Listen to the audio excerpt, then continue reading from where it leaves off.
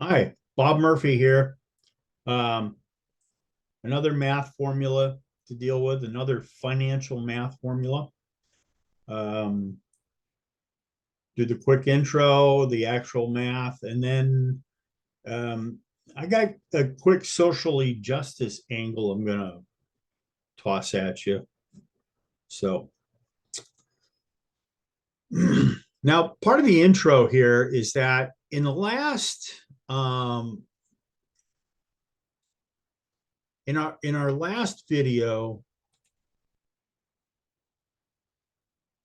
So we've been building up here. Started out, I tried to show people how to derive the interest rate formula using $100, getting 10%. And I changed it up and I use this $208. And $208 gets 4% interest for 30 years. And we get $674 in 30 years. And whoop-de-doo-doo, right? No one cares. And then we changed the problem just a little bit. We end up with this messy annuity formula. And this messy annuity formula, though, what it allows us to look at the problem differently and say, what if I save $208 every single year and I get 4% interest for that 30 years? Well, that turns into $11,665. With PEMDAS, right, order of operations, if I saved $1 an hour, this 208 would be 2,080. The decimal would slide over one. The comma that's got kind of written over would be, that would slide over. We'd have 116 grand. All right. For most working stiffs in America, 116 grand, down the road, it, could help. Now, the formula we're going to do is it's number 3 right here on my little green sheet. Remember, this is the green sheet. I go, oh, when people ask me, Bob, what are these crazy math finance videos you're doing? Like, okay, whack ball. And I pull it out of my pocket. I'm like, look at this. Look at these cool formulas. And I tell them what I'm telling you. Although we do not work through the problems because we're just sitting at wherever. Now, I'm not going to go through the algebra. But in algebra, when you're solving for x, you're typically, quite frequently, lots and lots of times, you're taking the reciprocal of some coefficient so that, and you're multiplying both sides by the reciprocal. I'm going to actually show what I'm talking about in another video right now. Remember, this is just about punch the damn buttons and get the right answer. Let's just get the right answer before we worry about complicated stuff. All right. And the cool thing is $8, $12, whatever you got to pay for a calculator like this, it's a pretty good deal. And of course, being a math teacher, I recommend you get used to this baby stuff, step stuff before you start messing around with spreadsheets. Which is really a better way to do it, or more complicated online calculators. Let's get used to some nuts and bolts. And now what I'm going to do, notice how I didn't emphasize this before in my prior 2 videos, but I've got this third formula, and over here, notice how I fill everything in. And there's all these values that are recognizable if you've been writing this down and following it out. Here's a 0.04, 11,665. Oh, that's like right there. 1.04 raised to the 30th power minus 1. Hey, that's the same mess that was on the top of the prior formula. And all this equals is $208. So let's go look at what is happening here. What's happening here? And I've shown the formula with some more detail. All right. What I did was I took the $11,665.66. My little, card from my pocket. I can't write down everything. I multiplied that by 0.04, right? There's the I, there's the N. Here's an A of F. Don't worry what the F means. I'm going to talk about that when we get to the next formula that has an A of P. All right. Be a compare and contrast. So what I did was with this numerator of the fraction, that's a big messy fraction. With the numerator, I don't think I had to truncate. I don't think I truncated, but certainly with this denominator, I truncated. I took 1.04, raised it to the 30th power, subtracted 1, and I end up with 2.2433. That's a truncated value, okay? You divide these two and you get $208 and some nonsense left over. Now, what's cool about this formula is that if I had a target in mind, I used the values from the last equation on purpose so that we could get used to the formula, okay?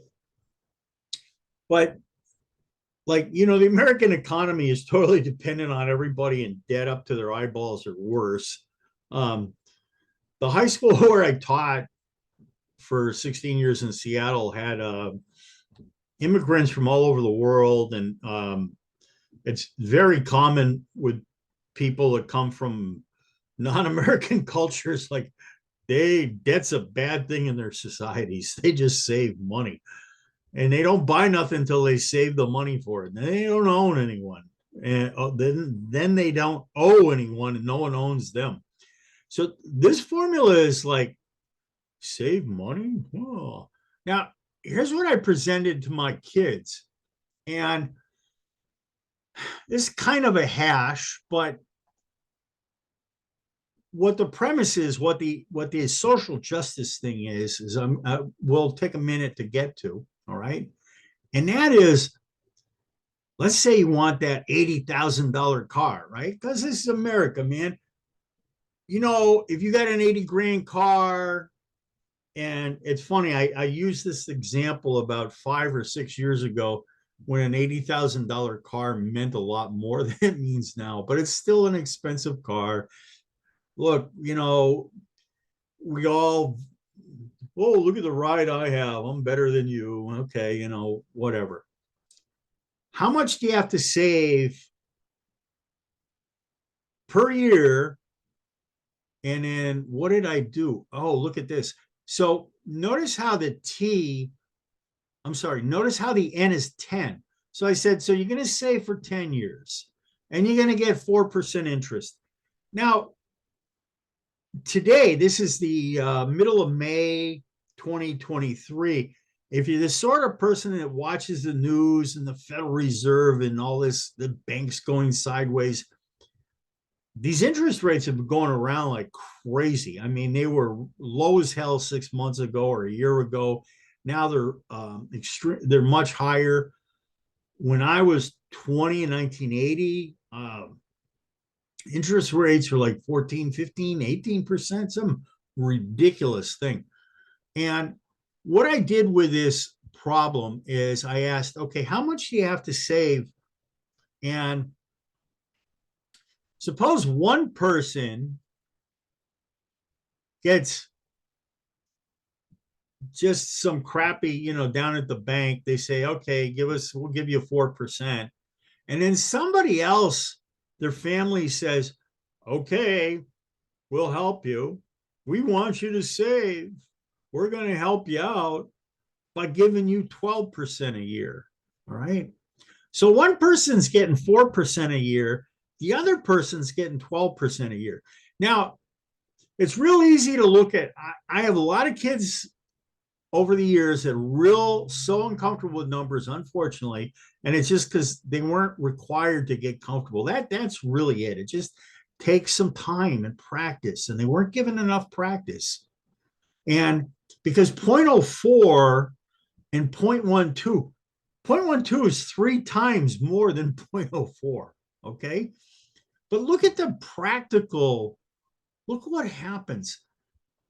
So this first person who's getting 4% has to save $6,663 a year for 10 years.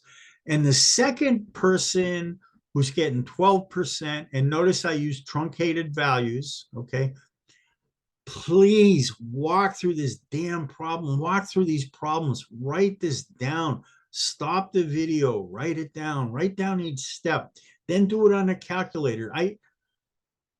I've had over a couple thousand students. I've done over 10,000 classes. If you do that, you'll get more comfortable. All right. Look at the difference though. One person has to save 6,600 a year and the other one has to save 4,500 a year. Now, the news in Seattle has been about legislative session and different proposals about reparations to African Americans and I mean non-white people just got screwed. Geez, I wonder if we could use this formula to kind of estimate what happens when you don't get all these little bennies in your life, man. All right, so social justice and math. Oh, can that happen? Yeah, right here. Bada bing. Thanks for your time. All right. Maybe I'll figure out this glare on my glasses thing one of these days. Who knows?